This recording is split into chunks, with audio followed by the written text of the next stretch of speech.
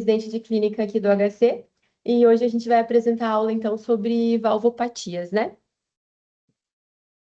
O roteiro da aula, ela foi baseada principalmente na diretriz, da Sociedade Brasileira de Cardiologia de 2020, sobre atualizações em valvopatias, né? E a diretriz, ela divide ali, o manejo dessas valvopatias em 5 passos principais.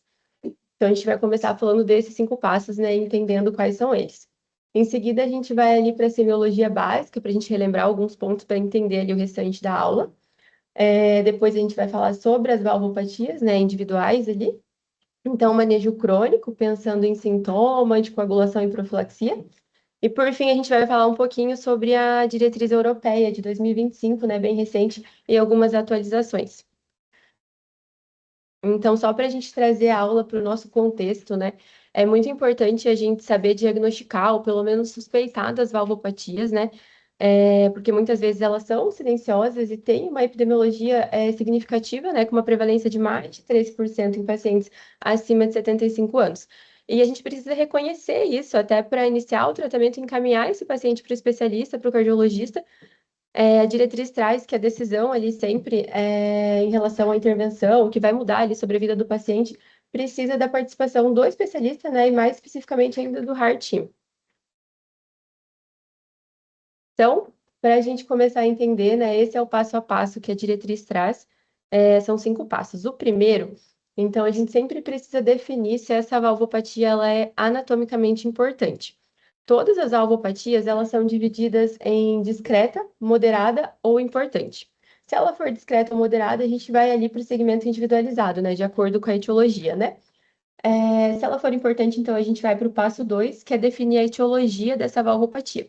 Isso é muito importante porque, dependendo da etiologia, existem intervenções que podem ser feitas ou não.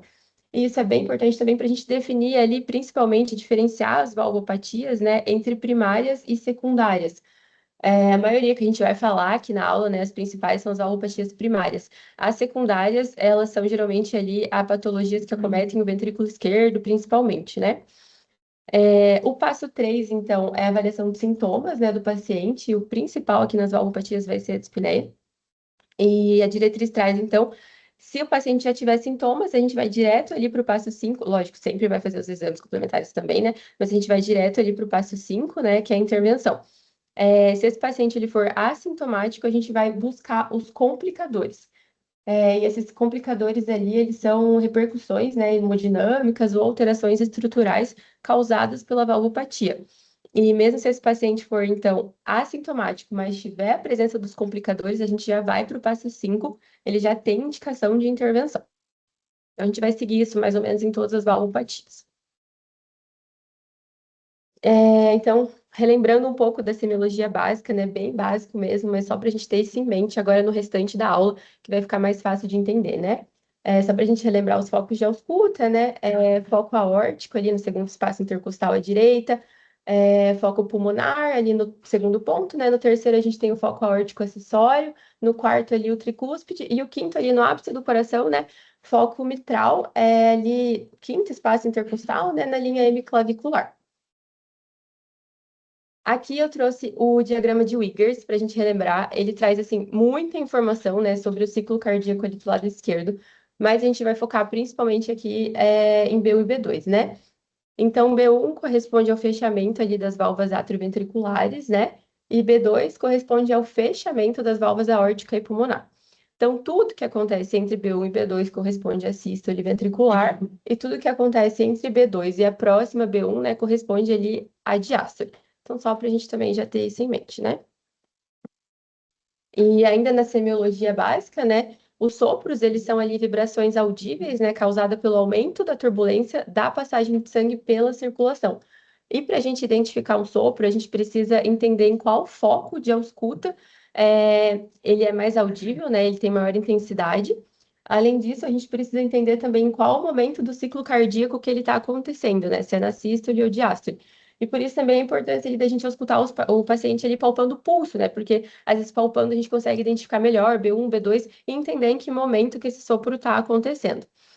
E por fim ali, para a gente também definir melhor esse sopro, a gente precisa Entender a característica ali auditiva, isso vai ser mais treinando o nosso ouvido mesmo, escutando o paciente, se ele é um sopro ejetivo, regurgitativo ou aspirativo. Começando então as valvopatias, né, individualizadas. Começando pela estenose mitral. Então, a principal etiologia de estenose mitral é a febre reumática, mas vem aumentando bastante ali também o número de estenose mitral por conta de degeneração. Isso vem acontecendo ali por conta do envelhecimento da população. A válvula mitral, então, né, uma válvula ali entre o átrio esquerdo e o ventrículo esquerdo, e na estenose, né, ela não vai conseguir permitir uma passagem livre de sangue ali do ventrículo esquerdo, do átrio esquerdo, né, para o ventrículo esquerdo durante a diástole ventricular. Isso vai gerar ali uma sobrecarga de pressão no átrio esquerdo, e essa sobrecarga de pressão ali, ela pode atingir, vai atingir, né, retrogradamente ali veias pulmonares, capilares pulmonares, pode atingir coração direito. E por isso, o principal sintoma aqui é a dispneia. Além disso, essa sobrecarga de pressão no átrio esquerdo também gera ali um remodelamento e vai favorecer ali o aparecimento dos complicadores, né? Os principais aqui são FA e hipertensão pulmonar. Em relação ao escuta, a gente vai ter ali o estalido de abertura, né, por conta dessa estenose, e a gente também vai ter uma B1 hiperfonética, né? Então, o B1 corresponde ao fechamento lá das válvulas atrioventriculares, e por que que ela vai estar hipofonética, né? Porque como tem essa sobrecarga de pressão ali no átrio esquerdo, durante toda a diástole ventricular, enquanto esse sangue vai estar passando ali, essa sobrecarga de pressão do átrio vai fazer a válvula que está estenosada, não está conseguindo abrir bem, mas vai fazer a válvula ficar durante toda a diástole o máximo que ela consegue ali aberta. E aí, quando trocar esse ciclo, né, e começar a sístole ventricular, essa válvula vai se fechar de uma vez. E por isso a gente tem ali a B1 hiperfonética. Num coração normal, a mitral ali já começa a se fechar passivamente durante a diástole ventricular mesmo. Em relação ao sopro, a gente vai ter ali um sopro onguflar diastólico, né? Ele é um som grave, é um dos sopros mais difíceis de escutar, né? E ele é mais audível se a gente colocar o paciente em decúbito lateral esquerdo e usar a campânula do estetoscópio. Colocando, então, a estenose mitral na diretriz, né? O primeiro passo é avaliar a gravidade anatômica da valvulopatia, né? Do caso da estenose mitral. Eu não vou falar todos os critérios de todas as valvulopatias para não ficar cansativo, mas aqui, como é a primeira, eu vou falar um pouco mais sobre eles, até para a gente entender quais são os critérios que entram aqui, né? Então, os critérios do exame físico, como eu comentei agora, principalmente ele relacionado ao escuta, critérios ali de raio-x de tórax também, que aqui na estenose mitral vai ser principalmente ali aumento de átrio esquerdo, congestão pulmonar, critérios de eletrocardiograma, como a sobrecarga do átrio esquerdo. E sempre aqui nas alvopatias, o exame mais importante vai ser o ecocardiograma, né? Aqui na estenose mitral, a gente pode definir que a valvulopatia vai ser anatomicamente importante se a mitral tiver ali uma área valvar menor do que 1,5 centímetros quadrados, tiver um gradiente diastólico médio ali do átrio esquerdo para o ventrículo esquerdo maior do que 10, ou se a gente tiver uma PSAP aumentada também, maior ou igual a 50 com o paciente em repouso, ou maior ou igual a 60 durante o esforço. E para definir como importante também, a gente pode usar o estudo hemodinâmico. Seguindo, passo 2, né, definição da etiologia, como a gente já comentou também, os principais etiologias aqui na estenose mitral são a reumática e a degenerativa. O ecocardiograma também é um exame muito importante, né, para auxiliar aqui nessa definição da etiologia. E a gente tem um sinal no eco que é a fusão comissural, né, que se ele estiver presente, ele é patognomônico de etiologia por febre reumática. Então, como a gente já comentou também, passo 3, sintomas principal aqui vai ser a dispneia. Então, se esse paciente ele for já assintomático, ele já vai ele direto para a indicação de intervenção. Se ele for assintomático, a gente tem que fazer a busca dos complicadores, que aqui no caso seria, né, hipertensão pulmonar ou uma FA de início recente. Então, tem sintoma ou tem complicador, vai para a intervenção, né? Em relação à principal etiologia aqui, né, que é a reumática, a intervenção indicada ali pela diretriz brasileira é a valvoplastia mitral percutânea por balão. Então, já partindo agora para a nossa segunda valvopatia, é a insuficiência mitral. Na insuficiência mitral, então, essa válvula ela não consegue fechar, a mitral não consegue fechar corretamente durante Perdão, gente. A válvula mitral, então, ela não consegue se fechar corretamente e durante a sístole ventricular vai acabar acontecendo a regurgitação ali desse sangue do ventrículo esquerdo para o átrio esquerdo. Aí esse átrio esquerdo que já vai estar recebendo sangue ali dos vasos pulmonares, vai receber também mais sangue que está voltando desse ventrículo esquerdo. Isso vai gerar uma sobrecarga de volume ali no átrio esquerdo e no ventrículo esquerdo. E por que que gera também essa sobrecarga no ventrículo esquerdo? Porque aí, se a gente parar para pensar, nesse átrio que vai estar ali com a sobrecarga de volume, vai ter mais volume, na próxima diástole ventricular, ele vai jogar mais sangue para o ventrículo. Então, também gera sobrecarga de volume ali no ventrículo. E vira um ciclo vicioso, porque daí na próxima sístole ventricular também vai regurgitar mais sangue lá para o átrio. Retrogradamente, isso também vai atingir, né, capilares pulmonares, pode atingir coração direito. O principal sintoma aqui também vai ser a dispneia. Em relação à ausculta, a gente vai ter uma B1 hipofonética, né, por conta da válvula ali que não se fecha corretamente, e isso é um marcador de gravidade aqui na insuficiência mitral. O paciente pode apresentar também ali uma B2 hiperfonética, por conta ali de hipertensão pulmonar. E o sopro aqui da insuficiência mitral, ele é o único sopro que a intensidade dele que vai definir se essa valvulopatia é anatomicamente importante ou não, e não só a presença dele. Então, vai ser um sopro ali sistólico, né, regurgitativo, mais audível no foco mitral, e vai definir a valvulopatia como importante se ele for ali maior do que 3 cruz.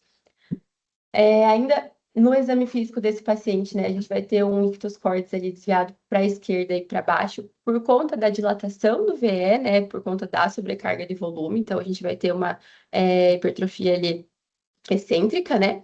E aqui, na insuficiência mitral, é muito importante a gente diferenciar se ela é primária ou secundária. Tanto que a diretriz traz ali fluxogramas diferentes, né, para a insuficiência mitral primária e para a insuficiência mitral secundária. A que a gente vai falar aqui na aula é a primária, né? Sobre, principalmente, né, na aula de valvopatias. Mas a secundária também, né? Ela é muito importante, muito relevante e frequente. E ela acontece geralmente ali, né, secundária à doença arterial coronária ou cardiomiopatia dilatada, que acontece a dilatação desse ventrículo esquerdo e é como se ele repuxasse ali a válvula mitral, né? E vai gerar a insuficiência. Mas aí o tratamento aqui é principalmente o tratamento da patologia de base, mas já trazendo um pouquinho lá da diretriz europeia, já tem também indicação para alguns pacientes, a gente mesmo sendo uma insuficiência mitral secundária, a gente fazer uma intervenção percutânea aí para controlar sintomas do paciente. Colocando, então, a insuficiência mitral ali na diretriz, né? O primeiro passo é avaliar se essa valvopatia é anatomicamente importante, e a gente faz isso, né, por meio do exame físico, raio-x de tórax, eletrocardiograma. O mais importante aqui também, né, é o ecocardiograma. Se a gente tiver ali no eco, então, uma área do orifício regurgitante maior do que 0,4 centímetros quadrados, ou uma área do jato ali regurgitante maior que 40% da área ali do átrio esquerdo, ou uma fração regurgitante maior ou igual a 50%, ou um volume regurgitante maior do que ou igual a 60 ml por batimento, ou uma vena contracta ali maior ou igual a 0,7, essa valvulopatia é anatomicamente importante. E aqui também na insuficiência mitral, a gente pode usar o estudo hemodinâmico e a ressonância magnética cardíaca, né, para ajudar a avaliar esses complicadores, principalmente se a gente tiver ali a impossibilidade do ecocardio ou uma dissociação ali entre a clínica e o exame, né, o ecocardio do paciente. Seguindo, então, ali passo 2 da diretriz. Como eu comentei aqui, a gente está falando sobre o passo a passo da insuficiência mitral primária. As principais etiologias, né, são reumática e por prolapso. E o principal sintoma aqui também vai ser a dispneia. Então, se esse paciente já for sintomático, a gente vai lá para a indicação de intervenção, né? Se ele for assintomático, a gente vai buscar os complicadores, que aqui são, né, uma fração de ejeção menor do que 60%. E por que que uma fração tão alta já entra como complicador, né? Porque, na verdade, essa fração de ejeção, ela não está indo toda para onde deveria ir, né? Não está indo toda para a aorta, ela está voltando parte dela lá para o átrio esquerdo. Então, a fração de ejeção, na verdade, do paciente ali seria mais baixa, né? Se a gente tiver um diâmetro sistólico ali do VE, né, maior ou igual a 40 milímetros, né, essa dilatação do ventrículo esquerdo também é um complicador. Se a gente tiver uma PSAP ali maior ou igual a 50, ou uma FA de início recente, né? Daí o paciente também teria lá a indicação de intervenção, né? A diretriz traz que aqui a principal intervenção é a cirúrgica, e se essa valvopatia for de origem reumática, o indicado é a troca valvar, ou se for por prolapso, o indicado é a plastia valvar. E para pacientes ali de alto risco cirúrgico, a gente pode fazer a clipagem ali, né, o tratamento percutâneo. Aqui, finalizando as valvopatias mitrais, eu trouxe mais um slide para a gente reforçar ali a importância da febre reumática, né, já que ela é a principal causadora dessas valvopatias, né? Então, só para a gente relembrar que na fase aguda, a febre reumática ela vai causar uma inflamação ali da mitral, então ela faz ali uma valvulite e ela vai fazer a insuficiência mitral, né, que é a regurgitação. Já na fase crônica, essa válvula que já ficou muito tempo inflamada, né, já vai apresentar ali fibrose, tem a fusão comissural, como a gente comentou, e aí a patologia, então, da fase crônica da febre reumática é a estenose mitral, a estenose reumática ali. Então, agora sobre as valvopatias aórticas. A primeira, então, é a estenose aórtica, né? Quando acontece a estenose aórtica, então, o ventrículo esquerdo, ele não consegue, né, jogar o sangue ali adequadamente para a aorta. Isso vai gerar uma sobrecarga de pressão ali no coração, principalmente no VE, né? Que vai gerar vai fazer um remodelamento no ventrículo esquerdo e uma hipertrofia concêntrica. Ou seja, esse ventrículo não dilata, né? Como a gente viu agora esse ventrículo, as paredes dele que aumentam ali, né? Vai gerar ali uma disfunção, então, diastólica. Aqui na estenose aórtica, a gente tem uma clínica ali, uma semiologia bastante rica, né? A gente tem o pulso parvos e tardos, que acontece justamente, né, por conta dessa dificuldade do ventrículo esquerdo de jogar o sangue para a aorta. Então, esse sangue vai sair ali mais lentamente e vai fazer esse pulso que tem maior duração e mais baixa amplitude. Em relação ao escuta, o sopro da estenose aórtica, então, vai ser um sopro sistólico, né? Ele é um sopro geralmente bastante alto, ejetivo, em diamante e mais audível ali no foco aórtico. Mas o que vai definir gravidade aqui, principalmente, não é a amplitude do sopro, né? Mas o momento do pico em que ele acontece. Se esse pico for mais ali próximo de B2, né? Mais próximo do final da sístole, ele vai ser um sopro mais grave.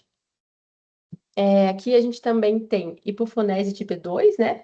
E a gente tem o desdobramento paradoxal de B2, que acontece porque as válvulas, né, aórtica e pulmonar não vão fechar ao mesmo tempo. No caso aqui, a válvula aórtica vai se fechar depois. E aqui, na estenose aórtica também, a gente tem o fenômeno de Galavardan, né, que é essa dissociação acústica, é o sopro que a gente escuta lá na mitral. E ele acontece por uma reverberação ali dos folhetos da válvula aórtica na válvula mitral. Como a gente pode ver ali na imagem, eles são bem próximos mesmo anatomicamente, né? Colocando na diretriz, então, o primeiro passo é a gente avaliar se essa valvulopatia ela é anatomicamente importante, né? E aqui a gente vai fazer isso também por meio dos achados que a gente conversou agora do exame físico, achados do raio-x de tórax, do eletrocardiograma, e aqui também, né, em todas as valvopatias, o ecocardiograma entra como principal exame. Se a gente tiver ali uma área valvar aórtica menor ou igual a 1 cm², né, essa valvopatia é anatomicamente importante, ou se a gente tiver ali uma área valvar aórtica indexada, menor ou igual a 0,6 ali, ou um gradiente do ventrículo esquerdo para a aorta maior ou igual a 40, ou uma velocidade máxima ali do jato aórtico maior ou igual a 4, ou uma razão das velocidades do fluxo entre a via de saída do VE e a válvula aórtica menor que 0,25. Aqui na estenose aórtica, a gente também pode usar para avaliar ali a gravidade, o ecocardiograma com estresse com dobutamina, a tomografia de tórax, que entra ali pela parte do score de cálcio, né, ali na horta, e a gente pode usar o estudo hemodinâmico também. Então, passo 2, definição de etiologia. As principais aqui na estenose aórtica são a etiologia degenerativa, a válvula aórtica bicúspide, eu trouxe ali a imagem para a gente ver a válvula bicúspide, e a etiologia reumática também. Aqui, em relação ao passo 3, aos sintomas, a gente tem aquela tríade clássica, né, da estenose aórtica. a dispneia, a angina e a síncope, né? O principal aqui é a dispneia, a diretriz traz que é a dispneia. E esses sintomas, eles acontecem principalmente ali por conta dessa disfunção ali diastólica do ventrículo esquerdo e incapacidade do coração de aumentar o débito cardíaco, né, quando necessário. Então, a gente vê que os sintomas, eles já só aparecem quando a gente já tem, assim, alteração estrutural do coração além da valvopatia. E por isso, a importância da gente buscar os complicadores nos pacientes assintomáticos. Então, aqui, se o paciente for sintomático, né, daí a gente já vai direto para a intervenção. E se ele for assintomático, os complicadores aqui na estenose aórtica são uma fração de ejeção ali menor do que 50%, ou se a gente tiver alterações ali no teste ergométrico. Lembrando que o teste ergométrico, né, só pode ser feito em pacientes que forem assintomáticos. Ou se a gente tiver lá no ecocardiograma, né, sinais de uma estenose aórtica crítica, que seriam já aqueles critérios que a gente falou que definiriam essa valvulopatia como importante, só que mais intensificados ainda, né? Uma área valvar aórtica ali menor que 0,7, ou uma velocidade máxima do jato maior a 5, ou um gradiente ali maior do que 60. Então, se esse paciente for sintomático ou tiver os complicadores, vai para a indicação de intervenção. E aqui eu trouxe um slide para a gente falar um pouquinho mais da intervenção, porque a TAV, né, a famosa TAV, é uma das opções, né? Pode ser a cirurgia ou a TAV. A TAV, então, ela é o implante transcatéter da válvula aórtica, né? Ela é uma prótese biológica, né, inserida ali pelo hemodinamicista. A diretriz traz que o sítio principal de inserção da TAV ali é o transfemoral, principalmente por gerar menos complicações. Pela diretriz brasileira ali de 2020, né, ela é indicada então para pacientes inoperáveis, frágeis ou de alto risco cirúrgico. Mas a gente tem uma tendência, até a diretriz europeia traz isso também, né, de indicação da TAV ali para pacientes de baixo risco cirúrgico também. A gente vai falar mais sobre isso. E lembrando que a diretriz sempre traz que para intervenção a gente precisa da presença do Heart Team para auxiliar nessa decisão. Indo então aqui para a nossa última valvopatia, né? Lembrando que eu só estou falando das valvopatias do coração esquerdo. A última, então, a insuficiência aórtica. Na insuficiência aórtica, então, a válvula aorta, a válvula aorta, ela não consegue se fechar corretamente durante a diástole ventricular. E aí, a parte do sangue que está ali na aorta, né, que acabou de passar para lá depois da sístole, vai ser aspirado de volta lá para o ventrículo esquerdo. Isso vai gerar uma sobrecarga de volume, né, lá do ventrículo esquerdo, e uma hipertrofia excêntrica do VE, ou seja, ele vai estar dilatado. Aqui a gente tem o pulso Corrigan, né, em martelo d'água, que é aquele pulso de rápida ascensão e rápido colapso. E por que que ele acontece, né? Justamente por conta dessa sobrecarga de volume. Então, quando a gente tiver ali esse VE que está sobrecarregado, quando a gente tiver a sístole ventricular, ele vai jogar muito volume ali rapidamente para a aorta, mas assim que a gente trocar e entrar na diástole ventricular, esse sangue também vai ser aspirado rapidamente de volta para o VE. Aí, por isso, esse pulso, então, com rápida ascensão e um colapso rápido também. Aqui a gente tem também os sinais periféricos, né? Aqueles em que tudo pulsa, como consequência, né? Dessa mesma fisiopatologia. Em relação à ausculta, aqui a gente tem um sopro diastólico, aspirativo, que é mais audível ali em foco aórtico. A gente também tem B2 hipofonética, né, por conta dessa válvula que não consegue se fechar corretamente. E o paciente pode apresentar também ali o sopro de Austin-Flint. A fisiopatologia do sopro de Austin-Flint, ela não é 100% assim explicada, mas atualmente a gente entende que ele acontece por conta desse jato que volta ali na insuficiência mitral e na insuficiência aórtica e encontra a válvula mitral. Então, diferente da fisiopatologia do que a gente falou lá do Galavardan. Colocando aqui, então, a insuficiência aórtica no passo 1 da diretriz, a gente precisa avaliar se é uma valvulopatia anatomicamente importante, né? por meio de exame físico, raio-x, eletrocardiograma. Aqui no eco, né, é bem importante também a gente avaliar o diâmetro da aorta ascendente, né, e ver também o quanto essa aorta está dilatada e até qual parte da aorta vai essa dilatação, né, isso também auxilia bastante a gente entender a gravidade dessa valvopatia. E aqui entra também o estudo hemodinâmico, né, e a ressonância magnética e a angiotoma de aorta, justamente para a gente avaliar, né, a aorta. Então, seguindo para o passo 2, as principais etiologias aqui também são reumática, degenerativa, válvula aórtica bigúspide, e aqui entra também as aortopatias, né? Secundária ali, principalmente a sífilis, dissecção de aorta ou Marfan. Aí, passo 3, avaliação dos sintomas. Aqui eles também são principalmente dispneia, síncope e angina, por conta ali dessa disfunção do ventrículo esquerdo, né? E aqui eu achei curioso e quis trazer sobre a diretriz fala sobre a piora da angina durante o sono. Isso acontece, ela explica que isso acontece porque o paciente fica mais bradicárdico durante o sono. Então ele fica mais tempo ali em diástole e mais sangue é aspirado de volta, né, da aorta para o VE. E isso gera ali uma piora da angina. Então, se esse paciente for sintomático, a gente vai para a intervenção. Se não, a gente vai buscar os complicadores. Aqui os complicadores são uma fração de ejeção ali do VN menor do que 50%, ou alterações ali do diâmetro sistólico e diastólico do ventrículo, né, que falam sobre enfim, se ele for mais dilatado, né, mais grave, ali acima de 75 em pacientes de etiologia reumática ou acima de 55 em não reumáticos, né? Então, se esse paciente for sintomático ou tiver a presença dos complicadores, a gente vai para a intervenção, e aqui a diretriz traz que a principal é a cirúrgica, a troca valvar mesmo. Lembrando, né, que se esse paciente não tiver ali a valvopatia anatomicamente importante, né, se ela for discreta ou moderada, a gente também faz ali o segmento de acordo com a etiologia desse paciente. Agora eu vou falar um pouquinho sobre o manejo crônico, né, dos pacientes com valvopatias. A gente falou já bastante das alvopatias e até agora a gente não falei de medicação, né? Isso porque a diretriz traz que o único tratamento que altera desfecho, né, altera a mortalidade ali, são as intervenções.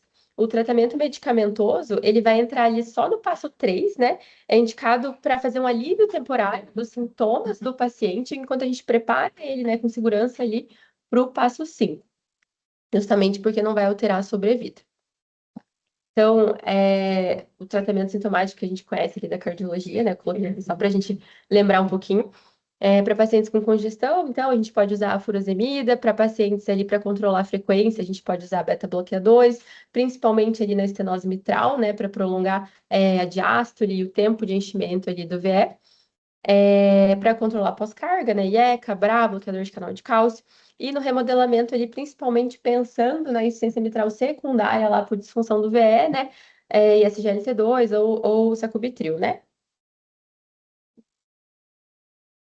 Aqui a gente vai falar um pouquinho mais sobre a febre reumática, né? A gente já mencionou ela várias vezes durante a aula, porque ela é a principal causa das valvopatias aqui no Brasil.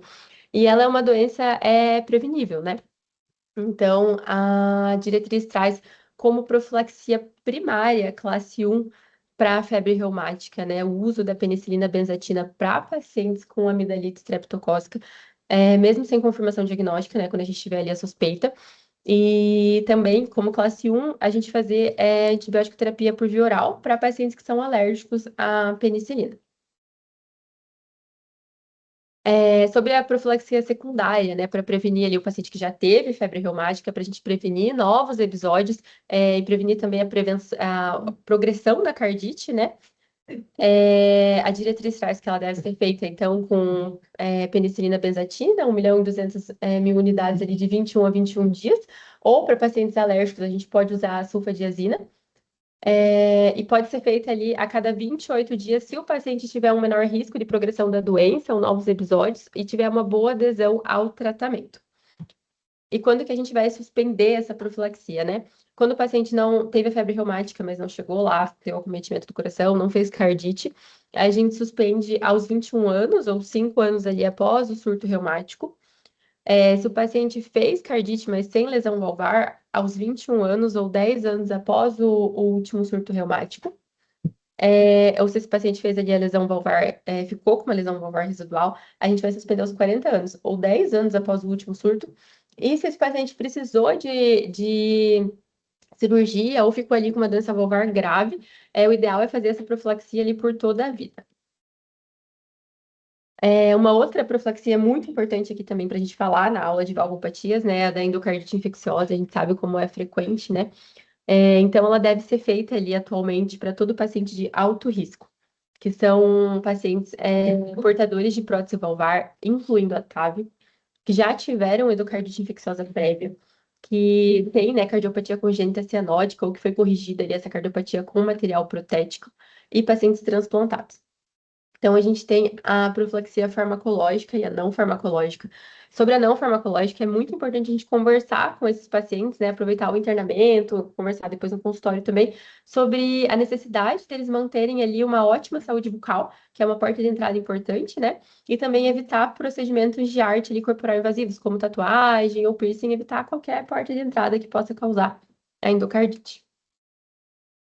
Em relação à profilaxia, então, farmacológica, o que a diretriz indica, né, que seja usada amoxicilina ali 2 gramas, previamente a procedimentos dentários, né, em pacientes de alto risco, quando for existir ali a manipulação da gengiva ou da região periapical do dente. Previamente ali a procedimentos do trato respiratório, quando a gente for ter biópsia também ali da mucosa, né? E previamente procedimentos do trato geniturinário ou gastrointestinal, quando a gente também for ter lesão ali de mucosa. Uma outra parte muito importante da gente comentar também é sobre a anticoagulação, então, nas valvopatias, né? Para prótese mecânica, a anticoagulação com a varfarina, ela é mandatória. Se essa prótese for ali na posição da aorta, né, o alvo do RNI é entre 2 e 3. Se for uma prótese ali na posição mitral, o alvo do RNI é entre 2,5 e 3,5. Para próteses biológicas, né, ou plastias valvares, a gente precisa de coagular esses pacientes no primeiro 3 a 6 meses, eles têm um risco elevado ali, principalmente de AVC isquêmico. E aí o indicado é usar a varfarina, com alvo de RNI de 2,5. E após 6 meses, a gente pode usar os DOCs para anticoagular esses pacientes, se eles tiverem ali indicação de anticoagulação, né, principalmente se tiverem FA. A diretriz traz também, né, que na TAV a gente não precisa anticoagular o paciente. A gente pode fazer ali a agregação simples com a aspirina. Em relação à estenose mitral reumática, a gente vai usar FA. A gente vai usar varfarina, né? Se esse paciente tiver FA, ou um trombo em átrio esquerdo, ou tiver história de embolia prévia, com alvo de RNI ali entre 2 e 3. E lembrando que a gente precisa evitar DOACs ali na estenose mitral moderada a grave. Em relação às outras valvopatias, né, como estenose aórtica, insuficiência aórtica ou insuficiência mitral primária e secundária, a gente vai anticoagular esse paciente, se ele tiver indicação, né, tiver FA, que é a indicação mais prevalente, né, sempre seguindo o CHA-DISVA, e aqui o indicado é que o paciente seja anticoagulado com DOACs. Então, só para frisar mais uma vez, né? Prótese mecânica ou estenose mitral reumática moderada grave, a gente nunca vai usar DOACs, né? Por fim, então, algumas atualizações sobre a diretriz europeia de 2025. Como eu comentei, a diretriz mais recente, né, fala sobre essa expansão das indicações da TAV para pacientes já de baixo risco cirúrgico e com mais de 70 anos ou anatomia favorável, pensando ali na longevidade da prótese, porque uma questão que fica ali bem importante também para a gente indicar a TAV ou a cirurgia é essa questão da idade e da longevidade da prótese, justamente porque a gente não tem estudos com mais de 10 anos em pacientes com TAV. Então, o pessoal não sabe dizer ainda o quanto dura essa prótese, né? Também sobre a insuficiência mitral ali, como eu comentei, a insuficiência mitral secundária, a diretriz europeia de 2025 traz que existe essa indicação ali do mitral clip, que seria o tratamento percutâneo em pacientes ali que continuam sintomáticos, apesar da terapia médica otimizada, né, que já tá tratando ali a patologia de base que está gerando a insuficiência mitral, mas continua sintomático. E a diretriz também traz ali sobre o uso sistemático de biomarcadores, né, e avaliação objetiva da fragilidade, ou seja, para a gente adicionar ali o BNP e a troponina para acompanhar esses pacientes clinicamente no segmento, né? E ela reforça também a importância cada vez mais da gente fazer a busca desses complicadores e tratar os pacientes assintomáticos e evitar que aconteça toda aquela remodelação no coração, enfim, gere sintomas e gere um dano ali irreversível no coração do paciente. Então, essas são as minhas referências. Eu tentei fazer uma aula não muito longa, por ser um tema mais cansativo, né? E obrigada.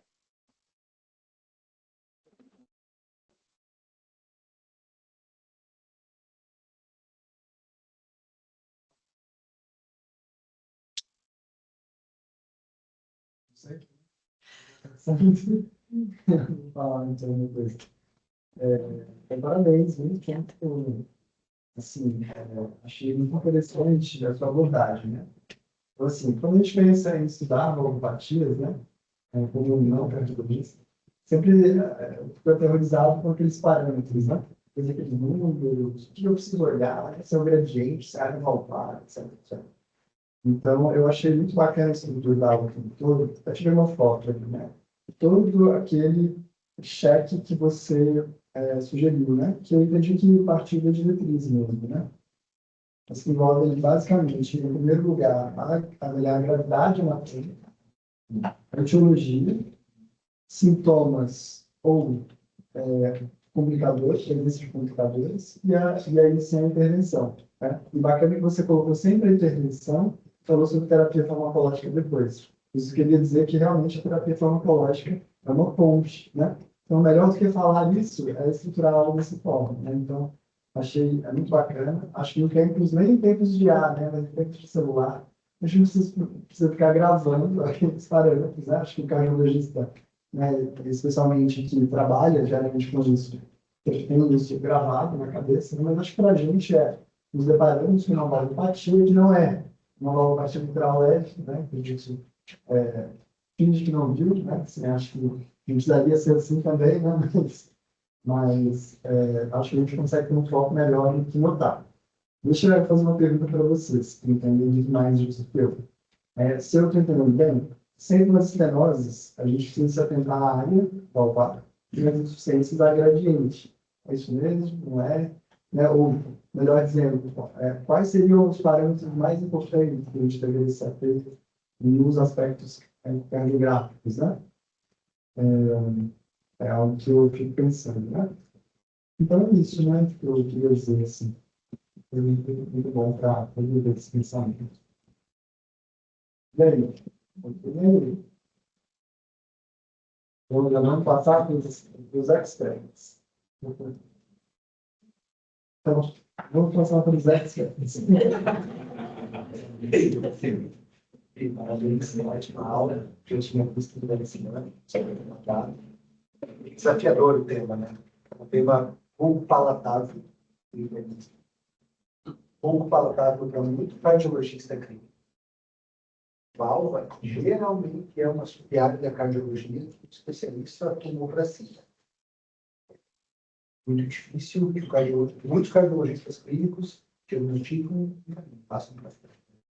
Antes de fazer os comentários que eu mandei aqui, respondendo a tua pergunta, eu acho que mais importantes para as estenoses seriam a área valvar e seria o gradiente. O gradiente nada mais é do que uma medida de pressão entre dois pontos separados por um obstáculo, por um anteparo. Então, inclusive, para a estenose aórtica, por exemplo, em muitas definições, o gradiente é ainda mais importante do que a área em si. Mas eles sempre caminham juntos. Né? Área valvar, gradiente valvar, e velocidade da estenose aórtica. Então, deixou. Eu acho que nas insuficiências, você precisa ver a área do orifício regurgitante e o volume regurgitante. Então, acaba sendo esse, em linhas gerais, os duas principais medidas em cada uma delas, né? Regurgitação e estenose.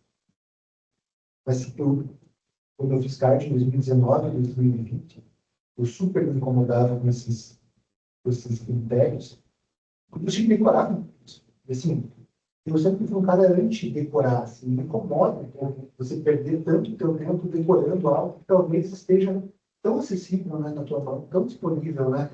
Poxa, a diretriz, todas elas, acho que a Vitória, tanto a europeia quanto a brasileira, elas são muito bem escritas. Assim, a diretriz de valvopatia deveria ser um exemplo para as outras valvopatias. Elas são muito bem escritas. Elas são didáticas. Então, ao invés de talvez você ficar dando espaço no teu disco rígido para memorizar o difícil investigante, o volume investigante, talvez saber fazer um raciocínio clínico, identificar esse paciente, vai para a referência, vai para a literatura. Né? Principalmente para os internistas também, que eu acho que a medicina interna não tem que ficar mesmo decorando esses parâmetros para colocar de verdade. Não tem isso. Né? Eu acho que precisa saber fazer. Reconhecer uma válvula cardiográfica, que a válvula cardiográfica passa, obviamente, pela definição anatômica da importância e pela presença de sintomas. Então, acho que isso todo mundo dentro dessa sala precisa fazer. E manejar emergências relacionadas a ela. Né? E mesmo que em algum momento todo mundo opte por fazer um consultório, que aí, pronto atendimento vai ser um momento muito por muito tempo. Por exemplo, na estenose aórtica. Agora eu bem falei, não tem tratamento medicamentoso que altere o fluxo da doença, né? Por exemplo, chegou um paciente com estenose aórtica descompensado no pronto atendimento. O que eu preciso fazer? Quando você está no ambulatório da clínica médica, você consegue, então, avaliar os parâmetros eletrocardiográficos, talvez essa estenose aórtica descompensada que chega no pronto atendimento muito ter esse tempo. Eu entendi, na estenose aórtica descompensada, eu tenho um débito cardíaco fixo, mantido, por estenose do edifício valvar, eu dependo muito de pré-carga e muito de pós-carga, estáveis. Eu não posso fazer nada que desequilibre essa pré-carga e essa pós-carga. Então, eu não posso nem secar muito esse paciente, eu também não posso vasodilatar muito esse paciente. Talvez a estenose aórtica descompensada chegue para mim numa clínica entre ser descompensada. Eu vou ficar morrendo de vontade de descer um diurético e vasodilatar. E aí o paciente cresce na veia, embaixo da veia. Então, tentar saber se tem uma estenose aórtica, se tem celular já de diferente no atendimento. Da mesma forma, a insuficiência mitral e a insuficiência aórtica agudas. Está relacionado à isquemia, à dissecção, à endocardite. Entender que esse grupo de pacientes que talvez coloque o esteto, tente auscultar o sopro, ele tenha o sopro mínimo, e o válido tem um sopro mínimo, na verdade, ele é muito grave, quase morre, porque ele paralisou. Então, se ele paralisa, essa questões, então, não tem sopro ali. Saber reconhecer esse paciente com síndrome vascular, que é isso por isso. Assim, acho que isso é importante. Reconhecer o vascular, saber na referência do atendimento. E todo o restante, se você vai falando muito sobre congestão, controle de frequência cardíaca, antipalpação, terapia medicamentosa utilizada na insuficiência renal secundária. Isso é a área internista, né? Essa é a área internista, né? Da frequência cardíaca. Isso é a nossa prática. Isso é a nossa prática. E a última diretriz, que eu vi em 2025, a europeia, trouxe muito essa mudança de paradigma. Né? Antes tinha um watchful waiting, assim. Então, tem um paciente sintomático, mas uma insuficiência valvar moderada. Vou ficar sentado aqui, batendo papo, esperando virar grave, e quando virar grave, indico a abordagem. E parece que ao longo do tempo isso vem caindo. Né? Já teve estudos muito robustos, o Early Study, que mostrou que para aqueles pacientes com valvopatias importantes, assintomáticos, sem fatores modificadores, nose ótica, talvez o indicador se a anatomia favorável ou se dá funcionalidade permitida, seja interessante. Teve uma redução combinada de experiência de AVC, menor que a hospitalização quase 50%. Então, talvez eu avaliasse esses pacientes com um pouco mais de cautela, ao invés de ficar esperando desenvolver um tratamento, talvez seja uma perspectiva futura, do ponto de vista da valvopatia. Mas agora não veio muito a força da estrutural, da dinâmica estrutural, percebem que fala muito de cirurgia, cirurgia, cirurgia, mas sempre tem um porém ali, talvez poder fazer uma TAV, talvez poder fazer para o borda a borda transvalvar, né, que é o nome comercial intraclínico ou triclínico, isso surge como uma opção terapêutica, os pacientes não na nossa realidade SUS, mas na realidade de medicina suplementar. Então, também, no municipal, essa carga essa dinâmica estrutural, não só coronária. A assistir também, lá no final, no dia de população, por favor. Lembrar de próteses mecânicas, posição cultural, são 3,5, posição aórtica 2 a 3, mas pode ser 2,5 a 3,5. Se junto disso tiver figuração artificial, se junto disso tiver histórica, fenômeno linguagem do prédio, se junto a isso tiver solução já abaixo de 35% da educação de gestão. Ou ainda assim, pode ser que tenha uma válvula metálica em posição aórtica, e ainda assim pode ser que eu deixar em 2,5 a 3,5 ainda, fugindo do padrão de 2 a 3, mas pode ser 20%, 2,5 a 3,5. Que é menos estudada, menos fala, o pessoal da Europa não fala, o pessoal dos Estados Unidos não fala, é estenose central. Parece que vai vir mais fácil para a gente. Enquanto a gente não tomar conta do Brasil, o pessoal fora não vai tomar conta bem, sabe? Não sabe. É menos falado por mundo.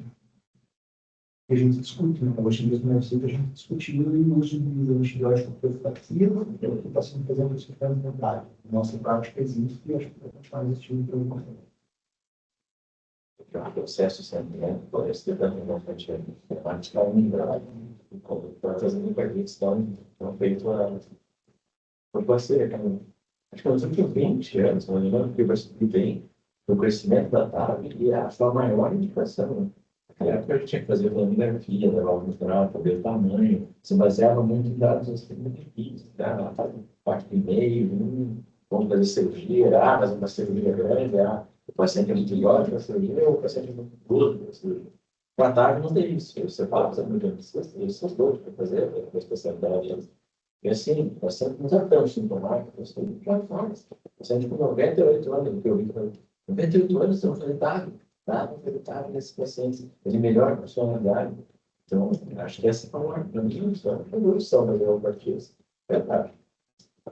Acho que esse raciocínio é interessante se a gente pensa, por exemplo, a gente quer ser de próstata, né? A gente tem essa política, né, de lote de weight, etc.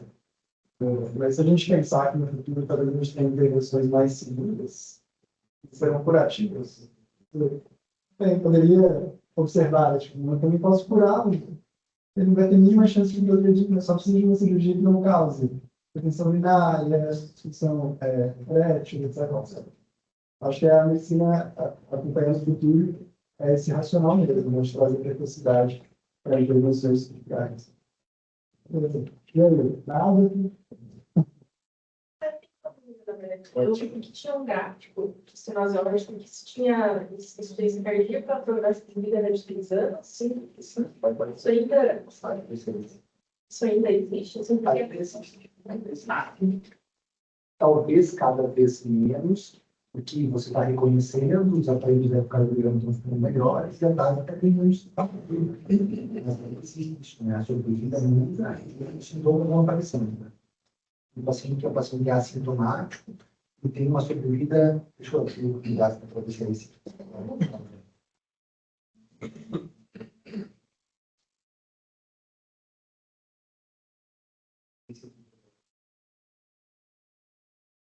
Isso de sintomas. A gente tem o paciente que está assintomático, a gente tem uma sobrevida X para ele. E a partir do momento que ele começa a desenvolver sintomas, a sobrevida desse paciente despenca. O paciente com estenose aórtica, o paciente com regurgitação, grau aórtica. E principalmente os sintomas de insuficiência cardíaca estendem um pouco mais a sobrevida dele, mas quando ele tem angina espinérica, angina 5, perdão, aí a sobrevida dele diminui muito, né? Então, a insuficiência cardíaca seria algo em torno de 5 anos de sobrevida, mas 5 de angina seria algo em torno de 2 a 2 anos e meio de sobrevida. Portanto, a gente diagnosticou por causa disso. Só um último comentário a sobre PAD, né, que é nosso serviço tem um tratado muito forte, a gente teve um serviço mostrado, muito bem feito, muito avançado, né, assim, o próprio sobre o próprio, para você entrar com cartaz de destruir a própria antiga retirar, então, assim, maluca, né, então, realmente, tem que nos esperar isso. Eu lembro que eu dava um R3 de TAG em 2019, quando teve as primeiras TAG dentro do hospital. Os resultados foram catastróficos, desastrosos. Começou o pessoal falando, muito bom e tal, faz parte da aprendizado, o sentimento é difícil, ninguém conhecia, você precisa de uma equipe para o pessoal da enfermagem, de anestesista, a gente estava na UTI na época fazendo pós-operatório de pacientes, né? Eu acho que faz parte da curva de aprendizado, normalmente, para você se tornar uma excelência. O pessoal é hoje, a possibilidade de excelência dos percalços, os percalços. Eu lembro que, nossa, na época a direção veio cancelar, tá, assim, bizarro, né? Quando é para trabalhar, não tá, mas isso é uma questão da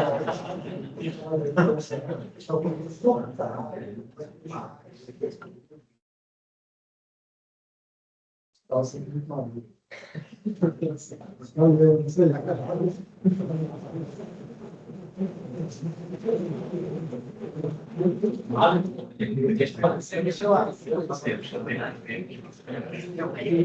Aquela lembrada.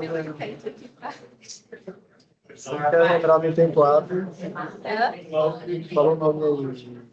Oi, Rodrigo. Vai ter palavra-chave para quem está online?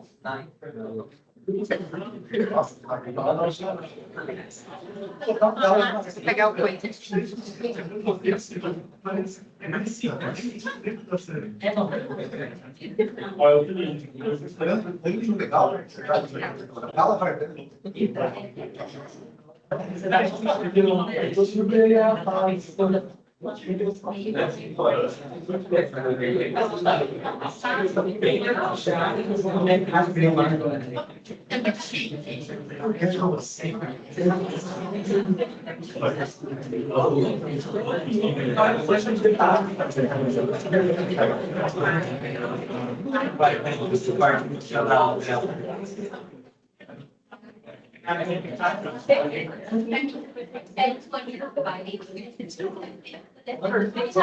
Eu acho que eu já perguntei, senhor.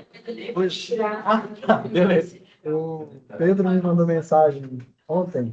Cara, acho que amanhã eu vou conseguir. Beleza, obrigado. Eu não sei se consigo dar uma olhadinha lá, eu estou me mandando um feedback ao longo da semana. Pode deixar. Não consegui ver, Gui, mas o que eu tenho feito é assim. Opa, desculpa. O que eu tenho feito é baixar em PDF e aí reconstruir assim, por IA e validar junto com o OpenFOAM. Então, só para fazer uma checagem, ter também highlights. Só deixar. Para verificação de qualidade. Obrigado. Valeu.